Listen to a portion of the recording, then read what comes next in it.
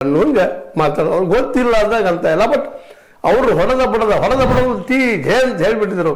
ನನ್ನನ್ನು ಚೆನ್ನೈನ ಕಡೆಯಿಂದ ಹೊಡಿಸಿದ್ರು ಅಂತೇಳಿ ಸಿಟ್ಟು ಅಧಿಕಾರಿಗಳು. ಒಬ್ಬರಲ್ಲಿ ಇಬ್ಬರಲ್ಲಿ ಎಲ್ಲರೂ ಸಾಕ್ಷಿದಾರರು ಚಿಕ್ಕ ಕೆಂಪಮ್ಮನ ಬೆದರಿಸಿದ್ರು ಅಂತ ಆರೋಪ ಮಾಡಿದ್ರು.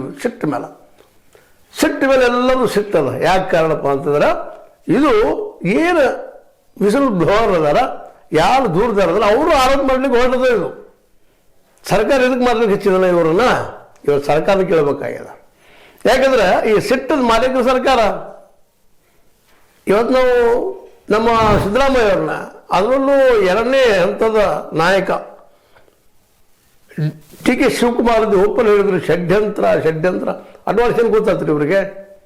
ಇವರು ಇನ್ವೆಸ್ಟಿಗೇಟರ, ಉಪ ಮುಖ್ಯಮಂತ್ರಿಗಳು ಅದನ್ನು ಹಾಕಿ ತಪ್ಪಿಸೋದು ಕೆಲಸ ಮಾಡಿದ್ರು. ಅದ್ರ ಪ್ರಕಾರ ಸೈಡ್ ಸೆಟ್ ಹಾಕಿ ಕೂತ್ಕೊಂಡು ಈ ಚೆನ್ನೈನ ಅಪರಾಧಿ ಮಾಡಿದರು. ಜೊತೆಗೆ ಇರುವುದು 6 ಮಂದಿನ ಅಪರಾಧಿ ಮಾಡಿದರು, 5 ಮಂದಿನ ಅಪರಾಧಿ ಮಾಡಿದರು, ಆರೋಪ ಮಾಡಿದ್ರು ಅವ್ರ ಮೇಲೆ, ಈ ಒಂದು ದೂರದಾರ ಮೇಲೆ. ಇದು ಜಗದಲ್ಲಿ ಎಲ್ಲೂ ಆಗಲಾರಂಥ ನಡೀಲಾರಂಥ ಘಟನೆ, ನ್ಯಾಯಶಾಸ್ತ್ರ ತದ್ವಿರುದ್ಧವಾದದ್ದು. ಯಾರು ಈ ಪ್ರಕರಣವನ್ನು ತನಿಖೆ ಮಾಡಿರಿ, ಸತ್ಯ ಹೊರ ಹಾಕ್ರಿ, ದೌರ್ಜನ್ಯಗಾದನೆ ಆಗಿರ್ಬೋದು, ನಮ್ಮ ಸೌಜನ್ಯಗಾದಂಥ ದೌರ್ಜನ್ಯ ಆಗಿರ್ಬೋದು, ಅದೇ ಕಾಲಕ್ಕೆ ನಮ್ಮ ವೇದವಲ್ಯದಾಗಿರ್ಬೋದು, ಜೊತೆಗೆ ಪದ್ಮಲತಾ ಅವ್ರದ್ದಾಗಿರ್ಬೋದು, ಅದೇ ಆನೆ ಮಹತ್ವದಾಗಿರ್ಬೋದು, ಅವ್ರ ತಂಗಿದಾಗಿರ್ಬೋದು, ಇವೆಲ್ಲನೂ ತನಿಖೆ ಆಗಲಿಕ್ಕೆ ಯಾರು ಪ್ರಯತ್ನ ಮಾಡ್ತಾಯಿದ್ರು.